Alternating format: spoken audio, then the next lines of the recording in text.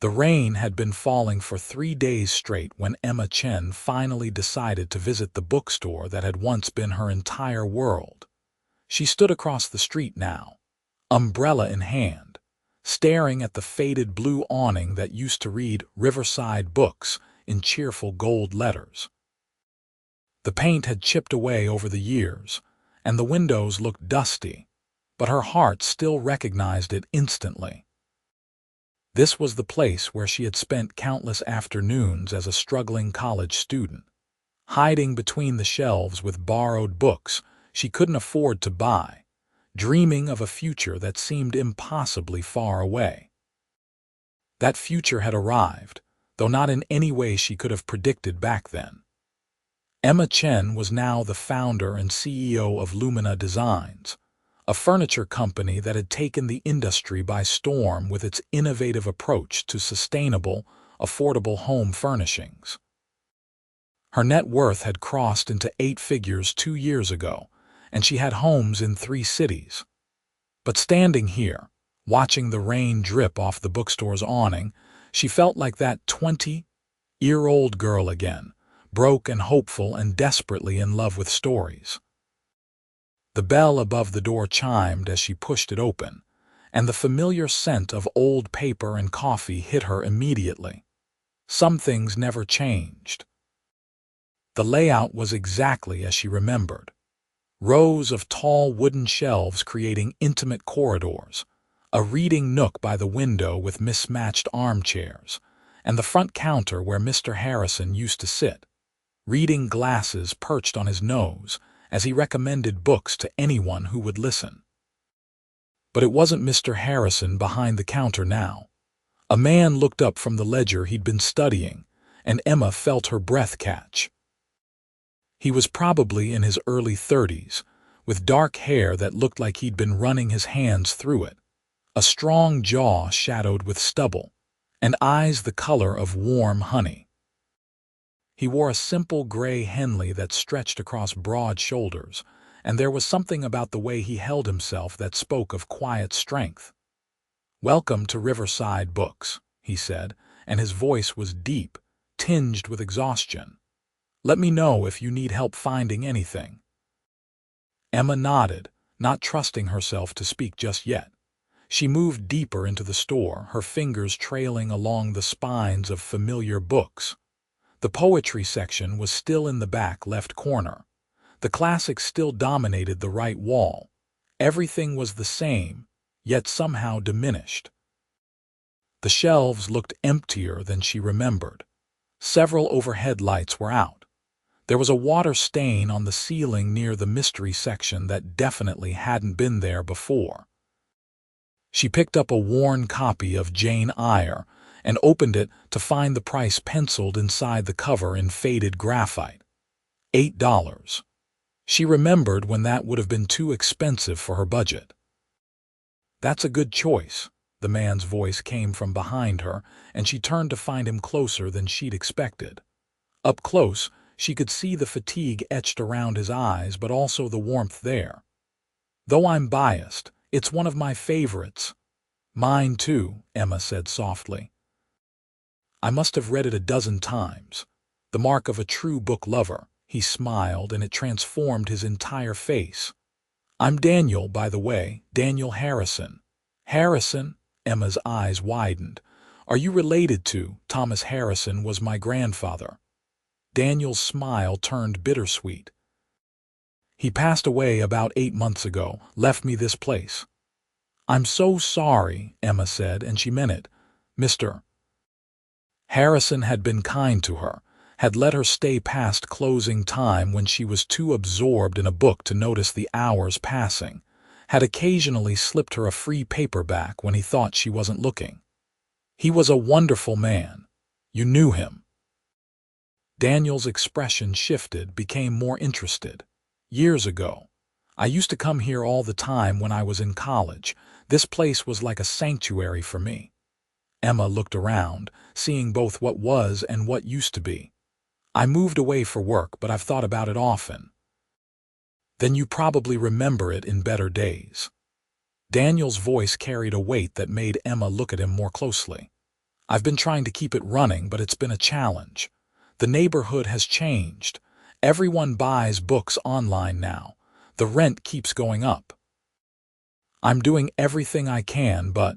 He trailed off, and Emma saw him glance toward the counter where the ledger sat open.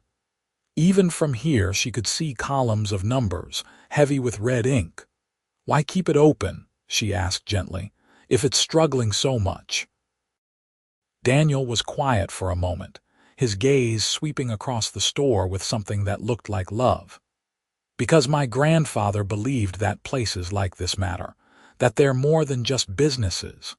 They're community spaces, refuges for people who need them. He told me stories about the customers he'd helped over the years, people who found comfort here, who found themselves here." He looked back at Emma. "He mentioned a girl once who used to come in almost every day, studying for her business degree. He said she had this fierce determination about her, like she was going to change the world through sheer willpower alone." Emma felt her throat tighten. "He talked about me. He never told me your name, but..." Daniel studied her face. "You have that same look now. Like you've been fighting hard for something." "I have been," Emma admitted. "I built a company from nothing, worked 80-hour weeks for years, sacrificed relationships, sleep, everything to make it succeed." She ran her hand along a bookshelf. "But I never forgot this place. It was where I learned that beautiful things could exist in the world, that there was more to life than just survival." They stood there in the quiet store, rain pattering against the windows, and something passed between them that Emma couldn't quite name. Recognition, maybe, or understanding. "I'm Emma, by the way," she said. "Emma Chen." Daniel's eyes widened. "Emma Chen from Lumina Designs," she nodded, watching his reaction carefully. People usually responded to her name in one of two ways, either with obsequious interest or suspicious distance. But Daniel just looked thoughtful. "Your company did that collaboration with local artisans last year, didn't it? Hiring craftspeople who were struggling to find work and featuring their designs. You heard about that. My grandfather kept a scrapbook of articles about former customers who'd done well. He was proud of you, even though he'd never formally met you as an adult." Daniel smiled. "He cut out every article about Lumina Designs. He'd show them to me and say, 'That's the girl I told you about. I knew she'd do something remarkable.'" Emma felt tears prick her eyes. She'd spent so many years fighting to prove herself, to build something meaningful, and she'd never known that Mr. Harrison had been quietly rooting for her from afar. "I wish I'd come back sooner," she whispered. "I wish I'd been able to thank him." "He knew," Daniel said quietly. "People always think they need grand gestures or perfect words, but the truth is, my grandfather could see into people's hearts. He knew you were grateful. He knew this place meant something to you." The rain picked up outside, drumming harder against the roof. Emma looked around the store again, seeing it with new eyes. This wasn't just a struggling bookstore. It was a legacy, a dream, a piece of her own past that deserved to be preserved. "Can I ask you something?" she said suddenly. "What would it take to save this place?" Daniel laughed, but it was a sound without humor. "More than I have, that's for certain. The building owner wants to sell to a developer who's planning to tear it down and put up luxury condos. I've been trying to buy it outright, but the asking price is beyond anything I can manage. Even if I could afford it, the store would need significant repairs and a complete inventory refresh to be competitive again." "How much?" Emma asked. "How much what? How much to buy the building?" Daniel hesitated, then named a figure that would have been astronomical to the girl Emma used to be, but was entirely manageable for the woman she'd become. "And how much to renovate and restock? Why are you asking?" Daniel's expression was guarded now, suspicious. Emma took a deep breath. She'd made countless business decisions over the years, but this one felt different. This wasn't about profit margins or market share. This was about preserving something precious, about honoring a kindness from her past, about making sure that other struggling students could find sanctuary the way she once had. "Because I want to help," she said simply. "I don't need charity," Daniel said, and there was steel in his voice now. "I appreciate the offer, but I'm not interested in handouts." "It's not a handout," Emma countered. "It's an investment, and maybe something more." She met his eyes steadily.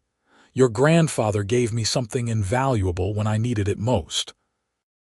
He gave me a place to dream, to hope, to believe that my life could be more than just struggle. I want to pay that forward." "By what? Buying the store?" Daniel crossed his arms. "Thanks, but I've seen how that works. Some wealthy person sweeps in, takes over, changes everything that made the place special in the first place. No thanks." "That's not what I'm suggesting," Emma said, frustration creeping into her voice. "I'm suggesting we save it together. You know this place. You understand your grandfather's vision. I have the capital and business experience to make it sustainable. We could be partners." "Partners." Daniel said the word like he was testing it. "You'd want to be partners in a small, independent bookstore. You, with your multi-million-dollar furniture empire." "Yes," Emma said firmly. "Because some things matter more than profit. Some things are worth saving just because they're beautiful and good and necessary." Daniel stared at her for a long moment, and Emma could see the internal battle playing out behind his eyes. Pride warring with desperation, suspicion fighting against hope. "I need to think about it," he finally said. "Of course." Emma pulled a business card from her purse and set it on the counter. "Take all the time you need. My personal number is on there." She bought the copy of Jane Eyre before she left, even though she had 3 copies at home already. Daniel wrapped it in brown paper with careful hands, and when their fingers brushed during the exchange, Emma felt a spark that had nothing to do with business. That night, in her downtown hotel room, Emma couldn't stop thinking about the bookstore, about Daniel's tired eyes and determined jaw, about the way he'd spoken of his grandfather's belief that the store mattered, that it served a purpose beyond profit. She'd spent so many years focused on growth and success that she'd almost forgotten what it felt like to care about something simply because it was worth caring about. She pulled out her laptop and started drafting a proposal. Not a takeover plan, but a genuine partnership.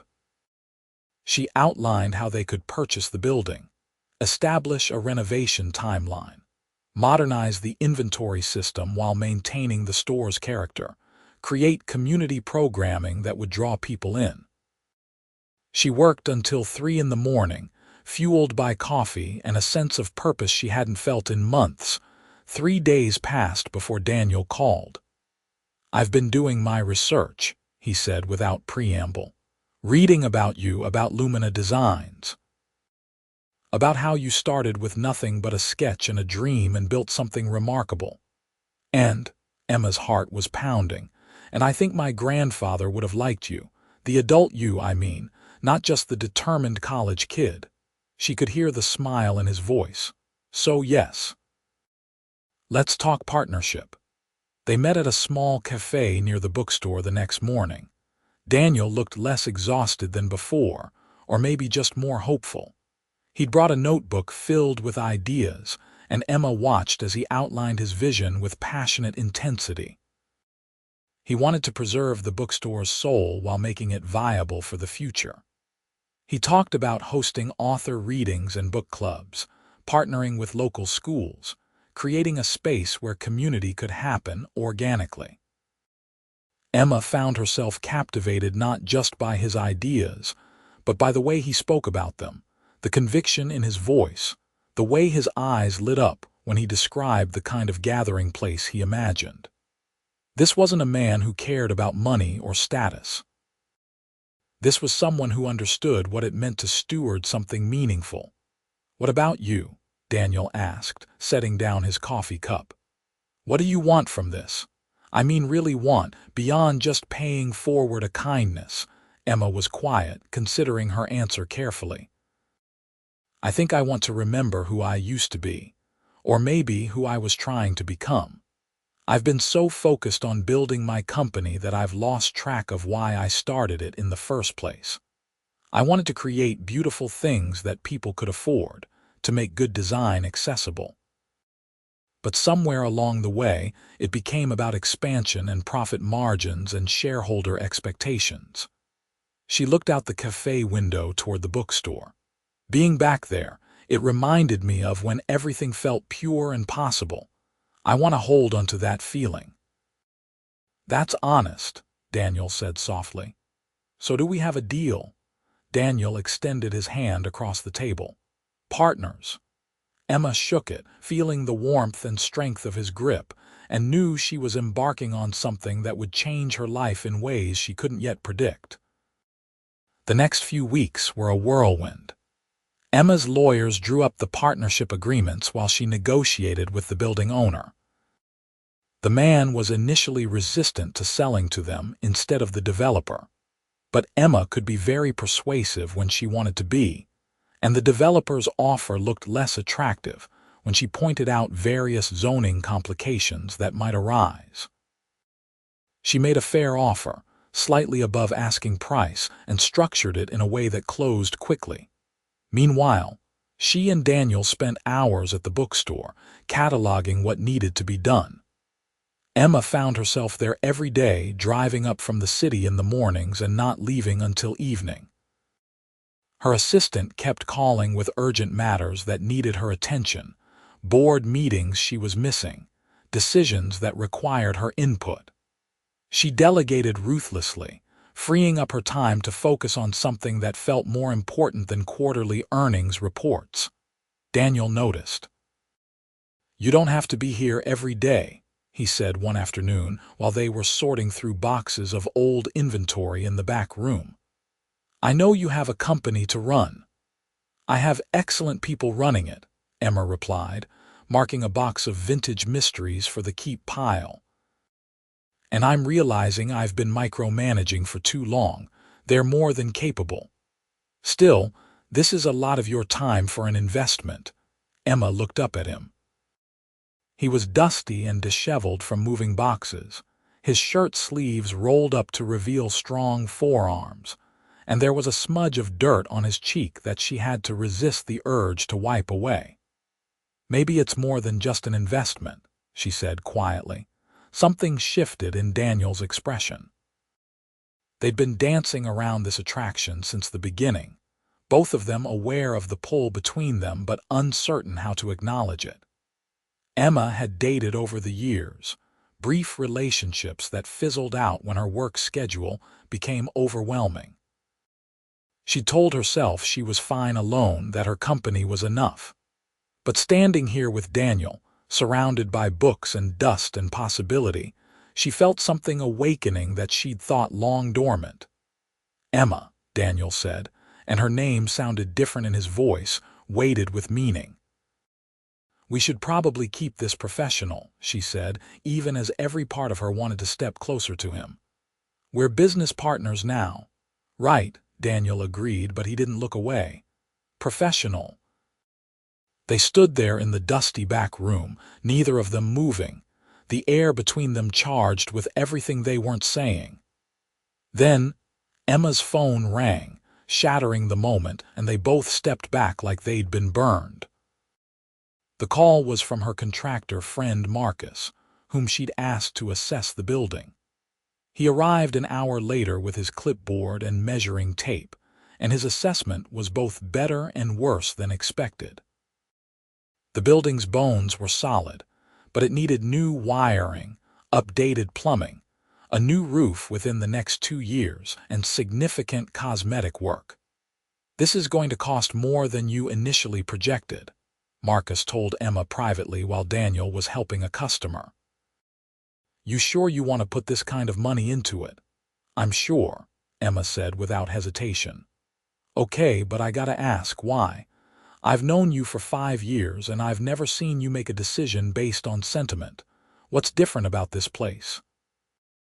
Emma watched through the doorway as Daniel recommended a book to an elderly woman, his patience and enthusiasm evident in every gesture.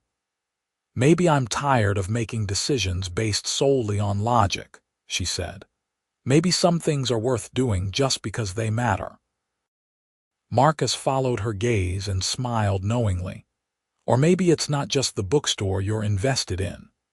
Emma didn't dignify that with a response, but she couldn't stop the warmth that spread through her chest. The renovation began in earnest 2 weeks later. They closed the store temporarily, and Emma insisted on being there for every phase of the work.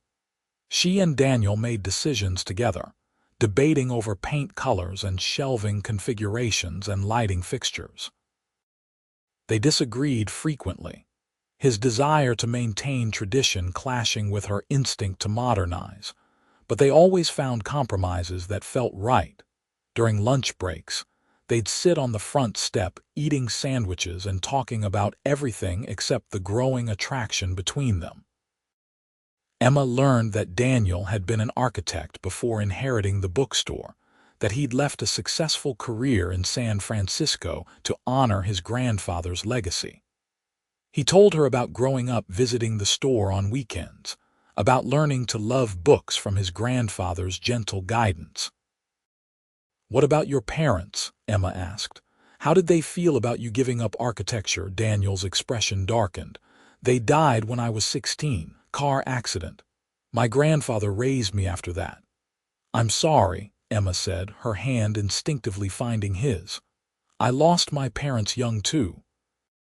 Mine passed within a year of each other when I was 22. Cancer took my mom, and my dad just seemed to give up after that. His heart attack felt almost like he'd chosen it." Daniel turned his hand over, lacing his fingers through hers. "I guess we both understand what it's like to become someone different than we planned because of loss.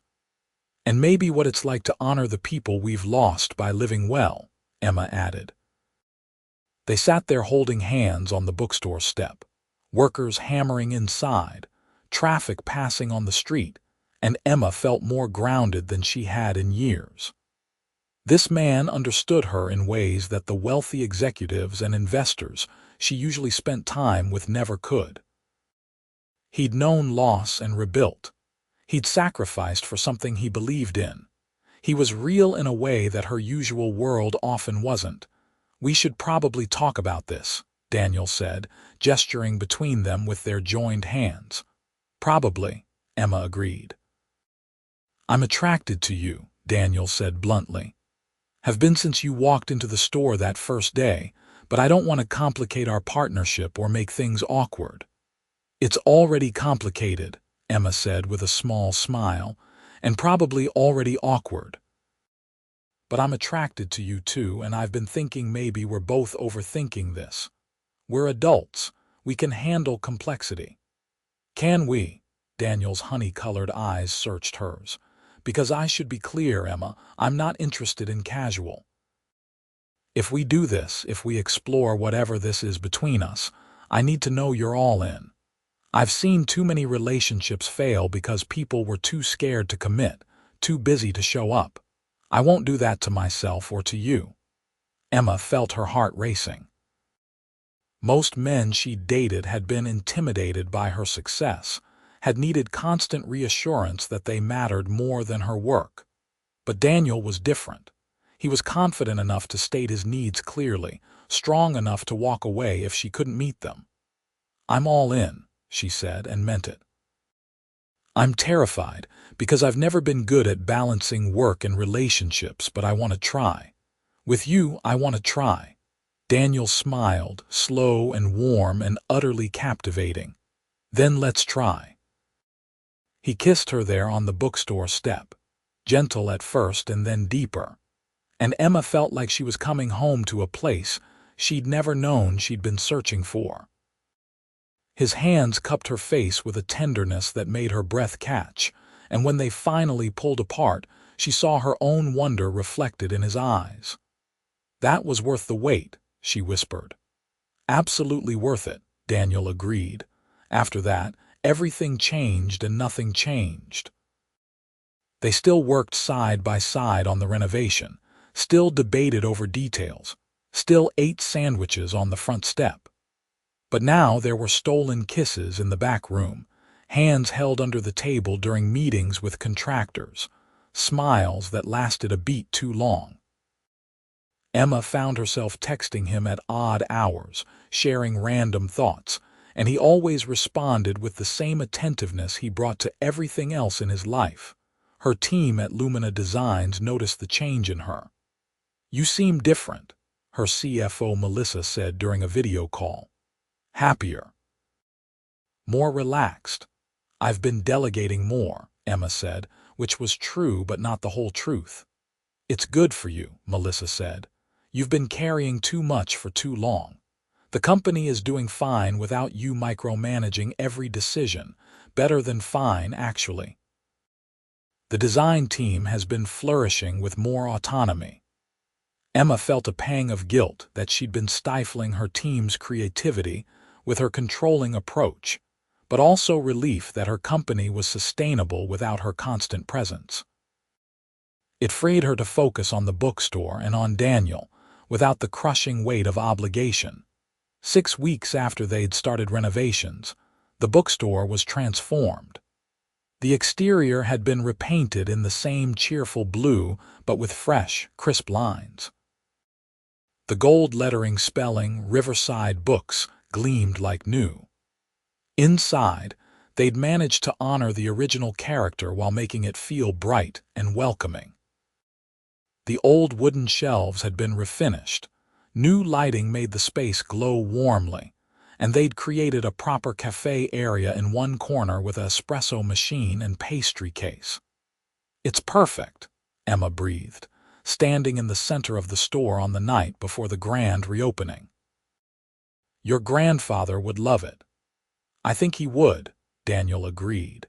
He wrapped his arms around her from behind and she leaned back against his chest, feeling safe and content in a way that was still startlingly new.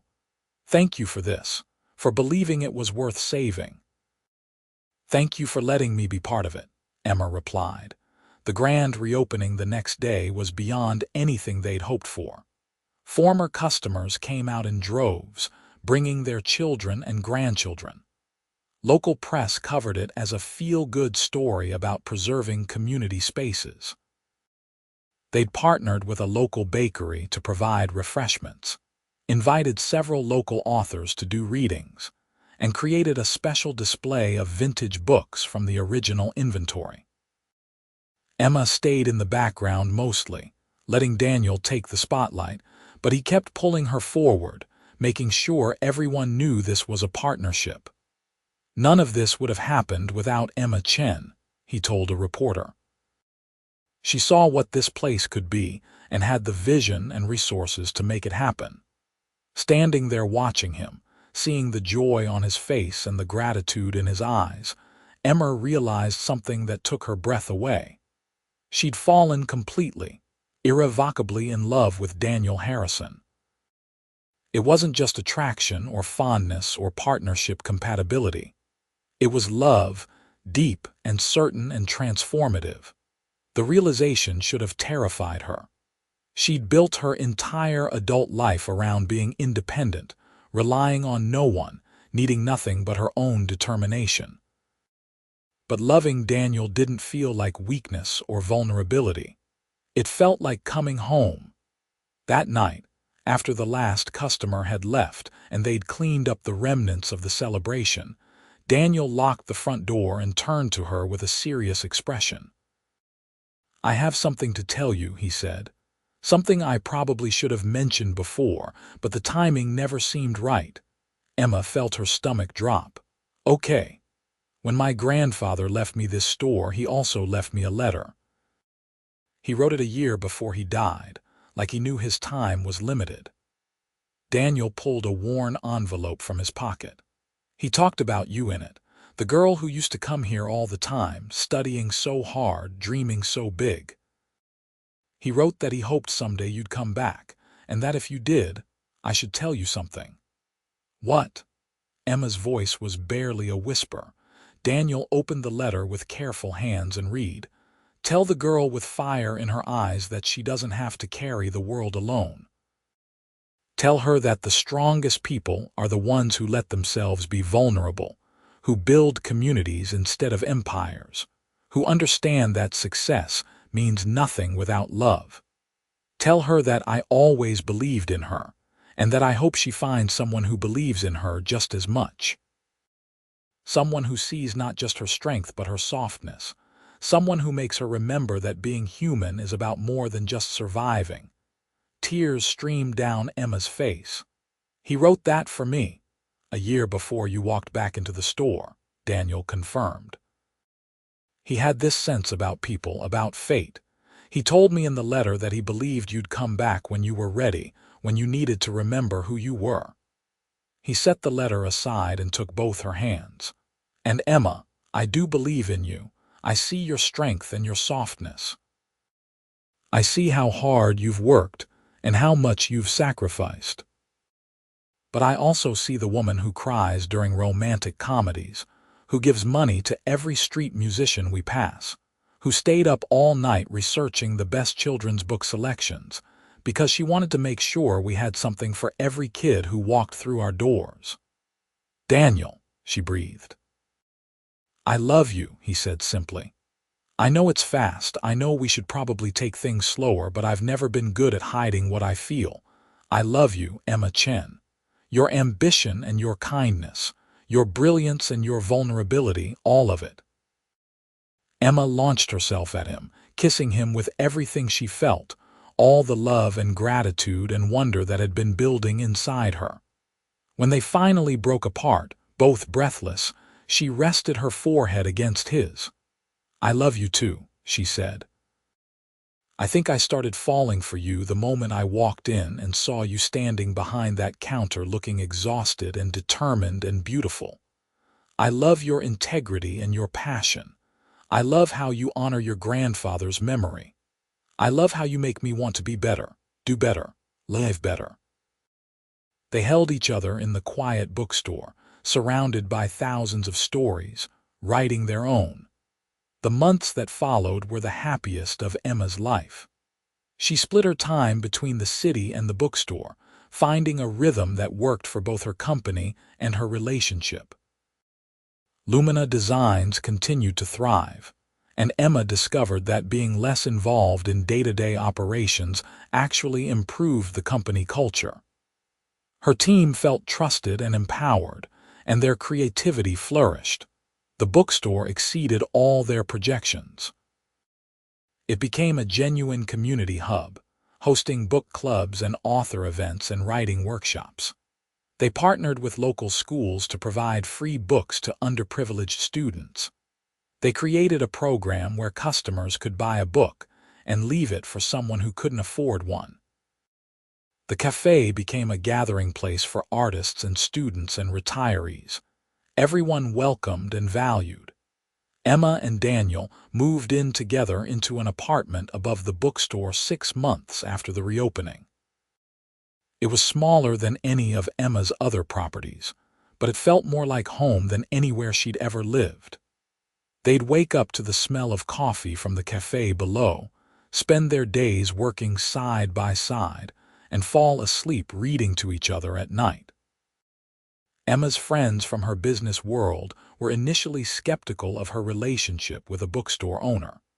They didn't understand why someone of her stature would tie herself to someone with such modest means. But Emma didn't care about their opinions. Daniel enriched her life in ways that had nothing to do with wealth or status. He challenged her thinking, supported her dreams, and loved her without agenda or artifice. On the 1-year anniversary of the day Emma first walked back into the bookstore, Daniel closed early and led her inside after dark. The store was lit with hundreds of candles, and there was a path of rose petals leading to the reading nook where she used to sit as a struggling student. "What is this?" Emma asked, her heart pounding. "Close your eyes," Daniel said. She did, letting him guide her forward. When he told her to open them, she gasped. The reading nook had been transformed. There were photographs covering every surface, pictures of them together over the past year, candid shots she hadn't known he'd taken, moments of joy and laughter and love captured and preserved. "Emma," Daniel said, taking her hands. "A year ago, you walked back into this store and changed everything. You saved this place, yes, but you also saved me. I was drowning in responsibility and grief, trying to honor my grandfather's legacy while losing myself in the process. You reminded me that it's okay to ask for help, that partnership is strength, not weakness. You showed me what it means to build something meaningful with someone you love." He dropped to one knee, and Emma's hands flew to her mouth. "I bought something for you," he said, pulling out a small velvet box. "Not the store, that's ours together, but this." He opened the box to reveal a vintage ring, a sapphire surrounded by small diamonds. "It belonged to my grandmother. My grandfather gave it to me before he died and told me to give it to the woman who made me believe in possibility again." "Daniel," Emma whispered. "Emma Chen, will you marry me? Will you keep building this beautiful, messy, wonderful life with me? Will you let me love you for the rest of our days?" "Yes," Emma said through tears. "Yes, absolutely yes." He slipped the ring on her finger and it fit perfectly, like it had been waiting for her all along. They kissed surrounded by candlelight and photographs and books. And Emma knew with absolute certainty that this was what she'd been searching for all those years ago, when she used to hide between the shelves dreaming of her future. Not wealth or success or recognition, but this: love and partnership and purpose. The wedding took place 6 months later in the bookstore, because where else would it be? They invited everyone who mattered. Emma's team from Lumina Designs, regular customers from the store, Daniel's friends from his architecture days, the contractors who'd helped renovate, the local authors they'd befriended. Emma wore a simple ivory dress, elegant but unfussy, and carried a bouquet of books instead of flowers, each one meaningful to their relationship. Daniel stood at the altar they'd set up near the front counter, and when Emma walked down the aisle between the shelves, his eyes filled with tears. She'd never seen him cry before, and the sight of his emotion made her own tears fall freely. "I was going to write my own vows," Daniel said when it was his turn to speak. "But then I realized that the best words have already been written. So I'm borrowing from the people who said it better than I ever could." He pulled out a worn piece of paper. "From Elizabeth Barrett Browning. How do I love thee? Let me count the ways. I love thee to the depth and breadth and height my soul can reach. Emma, my soul reaches for you constantly, finds you always, holds you completely." Emma was sobbing openly now, not caring how it looked, from Pablo Neruda. "I love you without knowing how or when or from where. I love you simply, without problems or pride. Emma, I love you simply. You in all your complexity and strength and softness, all of it, always." It was Emma's turn, and she unfolded her own paper with shaking hands. "I'm also borrowing words," she said. "From Jane Eyre, the book I bought the first day I came back, the book that brought me here. I have for the first time found what I can truly love. I have found you. You are my sympathy, my better self, my good angel.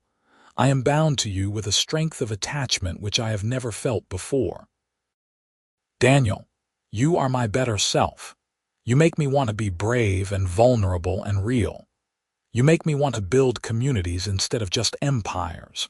You make me believe in love stories, not despite their impossibility, but because of their necessity." There wasn't a dry eye in the bookstore when they finally kissed as husband and wife.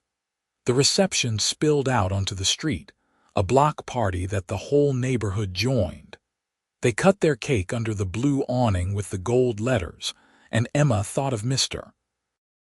Harrison and hoped he was somewhere smiling at the joy his legacy had created. That night, alone in their apartment, Daniel gave Emma one more gift. It was a leather-bound journal, empty except for an inscription on the first page in his handwriting. "For all the stories we'll write together." "I thought we could fill it with our life," he said. "The big moments and the small ones, the adventures and the ordinary days, everything that matters." Emma held the journal to her chest, overwhelmed with gratitude for this man who understood that their story was worth recording, worth treasuring, worth living fully. The years that followed were full and rich. Lumina Designs continued to grow, and Emma used her platform to advocate for sustainable business practices and ethical labor standards. She became known not just as a successful CEO, but as someone who genuinely cared about making the world better. Daniel expanded the bookstore's community programming, and it became a model that other independent bookstores around the country studied and emulated.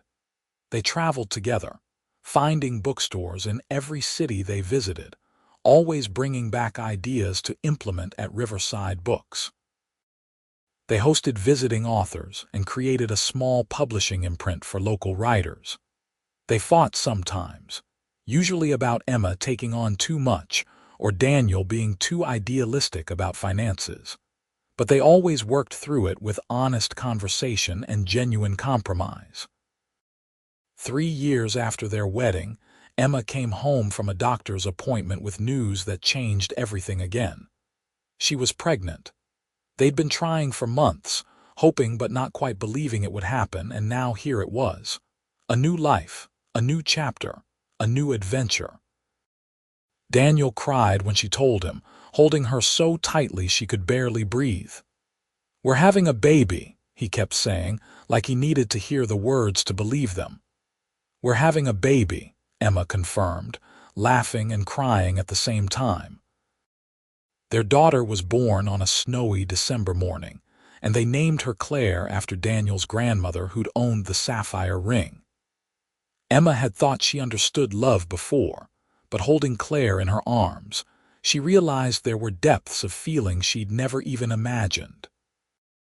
Daniel was a natural father, patient and playful and present in ways that made Emma fall even more in love with him.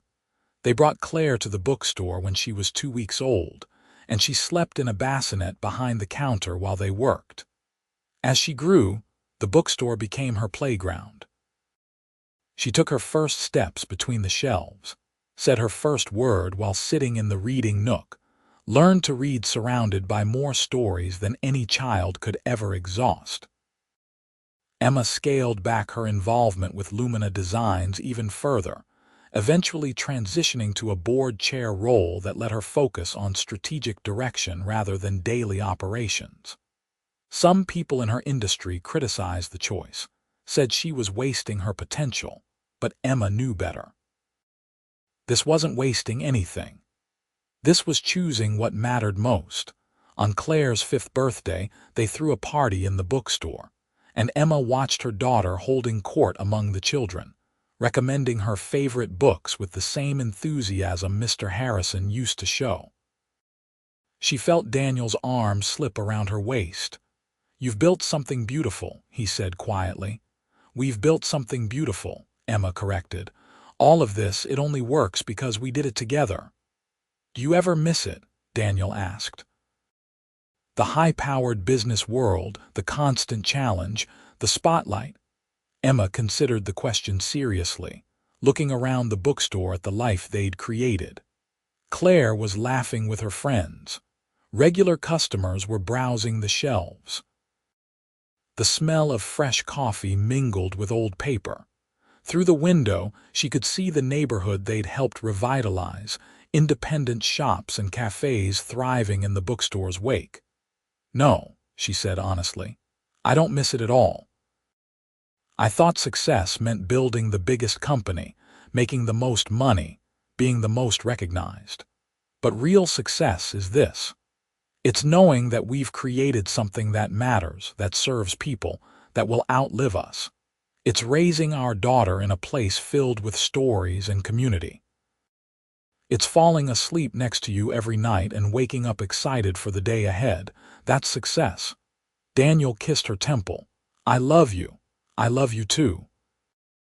That night, after the party guests had left and Claire was asleep upstairs, Emma and Daniel sat in the reading nook with the journal Daniel had given her on their wedding night.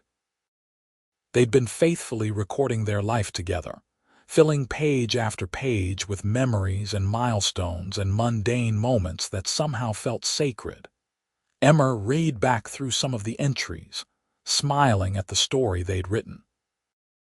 There was the day they'd argued about whether to carry more contemporary fiction or classics, and ended up compromising by creating a display that paired new releases with the classic works that had influenced them. There was the night Claire had said book as her first word, and they'd both cried with pride. There was the description of Emma's 40th birthday when Daniel had surprised her with a reading by her favorite author. Page after page of a life lived fully and together. We should add today, Daniel said, handing her a pen. Emma wrote, Claire turned 5 today, and watching her with her friends, I saw so clearly how this place shapes her. She's growing up knowing that books are treasures, that community matters, that a good story can change your life. She's growing up with love all around her, not just from us, but from this entire neighborhood that has embraced our family as their own. I looked at Daniel today and thought about how far we've come from that rainy afternoon when I walked in nervous and uncertain. We've built a life that I never could have imagined back then, one that is richer and more meaningful than anything I'd dreamed of during all those hours I spent hiding between these shelves as a struggling student. Mr. Harrison was right. The strongest people are the ones who let themselves be vulnerable, who build communities instead of empires, who understand that success means nothing without love. I've learned to do all of that, and I've learned it here in this place with this man. I bought a lot of things with my money over the years, things that seemed important at the time. But the most valuable thing I ever bought was a partnership in this bookstore, because it bought me a life worth living. She showed the entry to Daniel, who read it with glistening eyes. Actually, he said softly, you didn't buy the bookstore. What do you mean? I paid for the building for the renovations. I know, Daniel said, but I never told you this, couldn't figure out how to say it without it sounding strange, but you should know now. He took her hands. When you first offered to help, when you said you wanted to be partners, I called my grandfather's lawyer to go through the will more carefully. There was a clause I'd missed initially. It said that if a woman named Emma Chen ever came back to the store, and if she wanted to be involved in preserving it, I was to accept her help and to tell her something. Emma's heart was pounding. Tell me what? That my grandfather had already left half the store to you. Not legally. He couldn't do that without your knowledge. But in every way that mattered, he'd considered you a partner in this place since the day you first walked in all those years ago. He told his lawyer that you'd helped keep him going during a hard time, that your presence and your determination had reminded him why the store mattered. He said that if you ever came back, you should know that this place had always been partly yours. Tears streamed down Emma's face. I don't understand. He saw something in you, Daniel explained.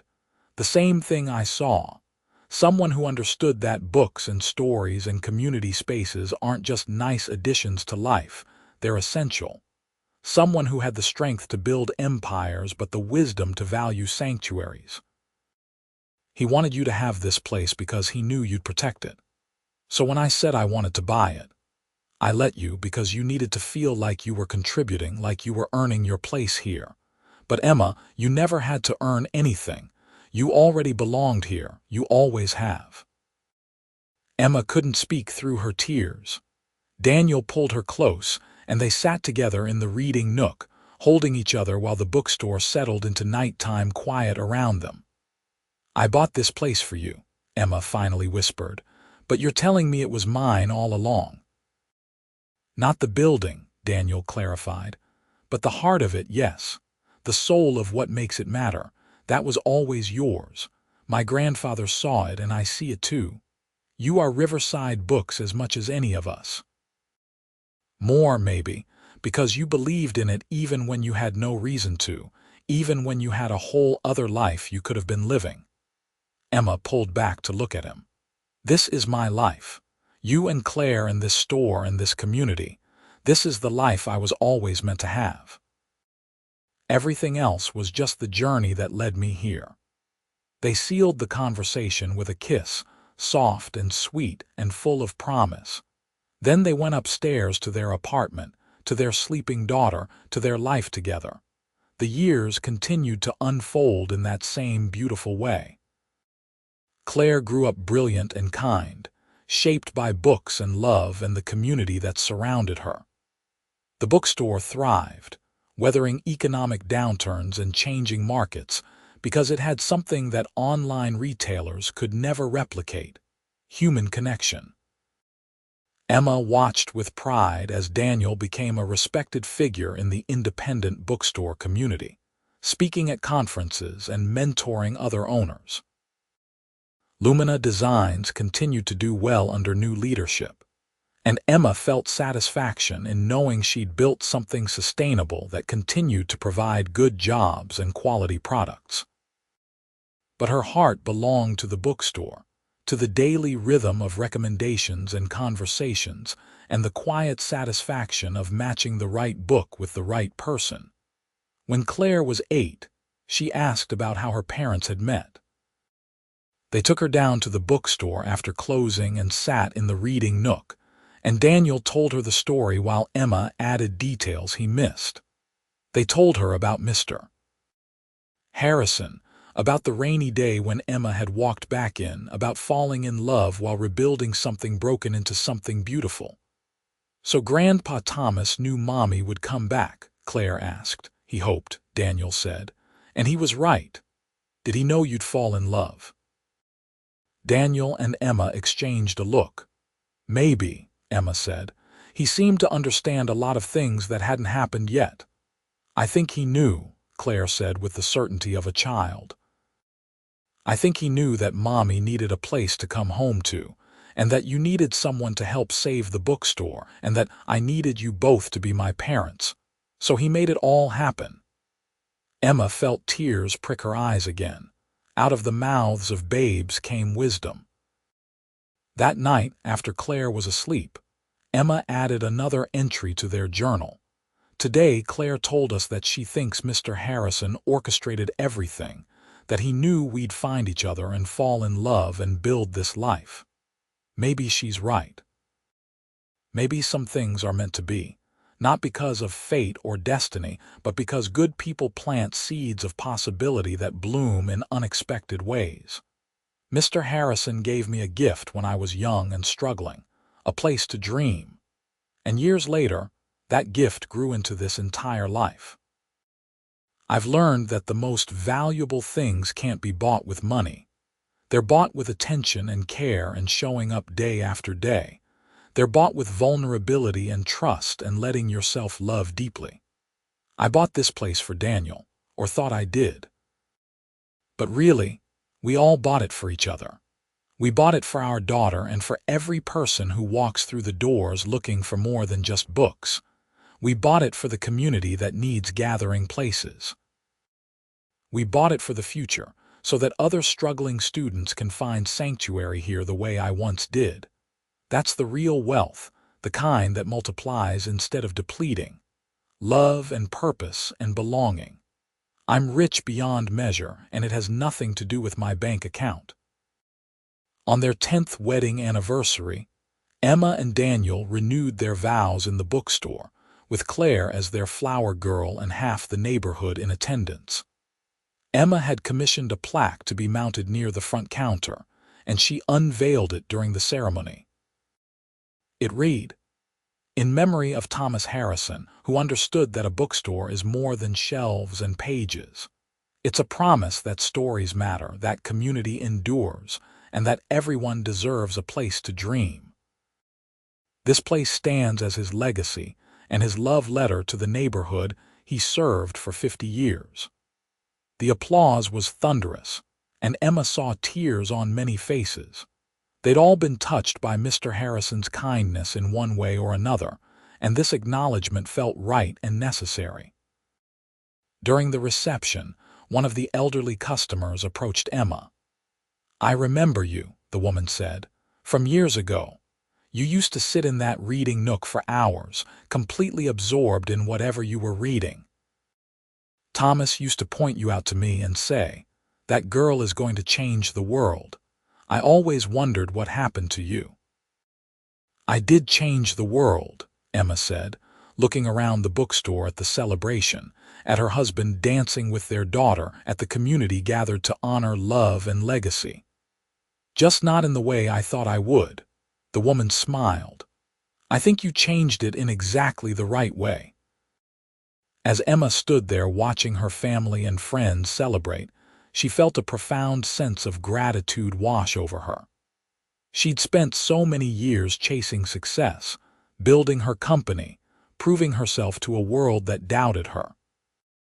But the real achievement wasn't Lumina Designs or her wealth or her recognition in the business world. The real achievement was learning to open her heart, to accept partnership, to build something meaningful with someone she loved. She caught Daniel's eye across the room, and he smiled at her with such tenderness that her breath caught. He excused himself from his conversation and made his way over to her, pulling her into his arms. "Happy anniversary," he murmured against her hair. "Happy anniversary," she replied. "Thank you for this life. Thank you for choosing it," Daniel said, "for choosing us over everything else you could have had." "This is everything," Emma insisted. "Don't you understand? There's nothing else I could have had that would have meant more than this. Than you and Claire and this store and this community. This is the dream I didn't know I had, and it's better than anything I could have imagined." They danced together in the bookstore, surrounded by books and love and the tangible proof that some things are worth fighting for, worth believing in, worth building slowly and carefully with someone who sees your heart. Claire ran up to them, breathless and excited. "Mommy, Daddy, can I show everyone my favorite books?" "Of course," Emma said, releasing Daniel to take her daughter's hand. Claire dragged them over to a special display she'd curated herself, a collection of picture books and early readers that had shaped her young life. She explained each one to the gathered crowd with enthusiasm and insight that made Emma's heart swell with pride. This was what legacy looked like. Not buildings or bank accounts, but a child who understood the power of stories, who'd been raised to value community and kindness, and the quiet magic of a good book. Later that night, after everyone had gone home and they'd cleaned up the remnants of the celebration, the three of them sat together in the reading nook.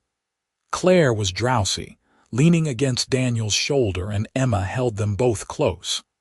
"Tell me the story again," Claire murmured, half asleep. "About how you found each other." So Daniel told it one more time, the story that had become family legend. He told about the rainy day and the struggling bookstore and the woman who walked in like an answer to a prayer. He told about falling in love between the shelves and rebuilding something broken into something beautiful. He told about Mr. Harrison's wisdom and the partnership that became a marriage that became a family. "And they lived happily ever after," Claire mumbled, her eyes closing. "Yes," Emma whispered, kissing her daughter's forehead. "We did." They carried Claire upstairs to bed, and then Daniel and Emma stood on their small balcony overlooking the street. The bookstore's sign glowed softly below them, a beacon of warmth in the quiet night. Emma leaned against Daniel, feeling the solid strength of him, the reality of this life they'd built. "I never thanked you properly," she said. "For what?" "For seeing me. Not Emma Chen, the CEO, not the woman with money and connections, but just me." the girl who used to hide between the shelves, still scared and hopeful and trying to figure out how to live a meaningful life. "You're easy to see," Daniel said simply. "You shine so brightly, Emma. You always have. I just made sure you knew that you didn't have to shine alone." They stood there together, partners in every sense, watching their neighborhood sleep, guarding the bookstore that had become so much more than either of them could have predicted. Emma thought about all the paths her life could have taken, all the choices she could have made differently. But standing here with Daniel, knowing Claire was safe and sleeping inside, feeling the deep contentment of a life well lived, she knew she'd ended up exactly where she was meant to be. The bookstore had been her sanctuary once, when she had nothing but dreams and determination. And now it was her legacy, her gift to the future, her way of paying forward the kindness that had been shown to her. She'd bought this place thinking she was saving it, but really, it had saved her. It had brought her Daniel, had given her Claire, had taught her what truly mattered. "I love you," she told Daniel, not for the first time and not for the last. "I love you too," he replied. "Thank you for coming back. Thank you for staying." "Always," Emma promised, "for always." And she meant it with every fiber of her being. This was where she belonged, where she'd always belonged, even when she didn't know it.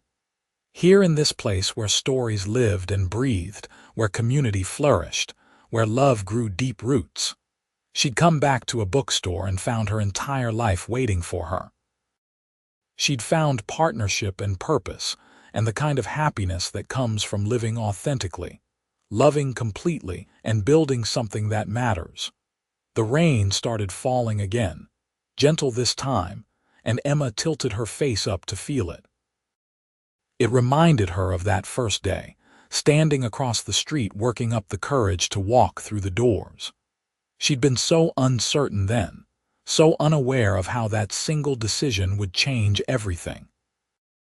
But she'd walked in anyway, and it had led her here to this moment, to this life, to this profound and simple happiness. "Come on," Daniel said, taking her hand. "Let's go to bed."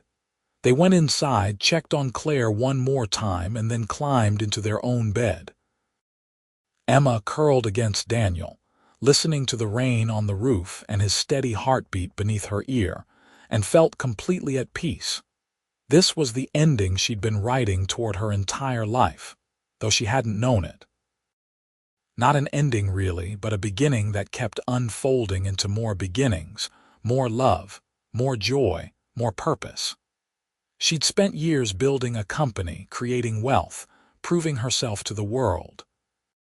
But her real life had started the day she walked back into Riverside Books and met a man who saw her completely, who loved her fully, who partnered with her to create something beautiful. She'd bought the bookstore thinking it was an investment, a way to preserve something precious from her past. But what she'd really bought was her future, her family, her happiness, her home. She'd bought the life she was always meant to live, with the person she was always meant to love, doing work that truly mattered. And as she drifted off to sleep in Daniel's arms, listening to the rain and dreaming of tomorrow, Emma Chen knew with absolute certainty that she was exactly where she belonged. She'd come home to the bookstore and found everything she'd been searching for. She'd found herself. She'd found love. She'd found her purpose. And she'd learned the most important lesson of all, that the things worth having can't be bought with money alone. They're bought with courage and vulnerability and the willingness to let yourself be transformed by love. The bookstore would continue to serve the community for generations. Claire would grow up to take over one day, bringing her own vision while honoring the legacy of her great-grandfather and parents. Lumina Designs would keep making beautiful, sustainable furniture. And Emma and Daniel would grow old together, still partners in every way, still building their life one day at a time, still madly in love with each other and the world they'd created. It was the happy ending that felt like a beginning. It was the story she'd been meant to tell all along. And it started and ended where all the best stories do. In a bookstore, with love, on a rainy day when someone had the courage to walk through the door and claim the life that was waiting for them.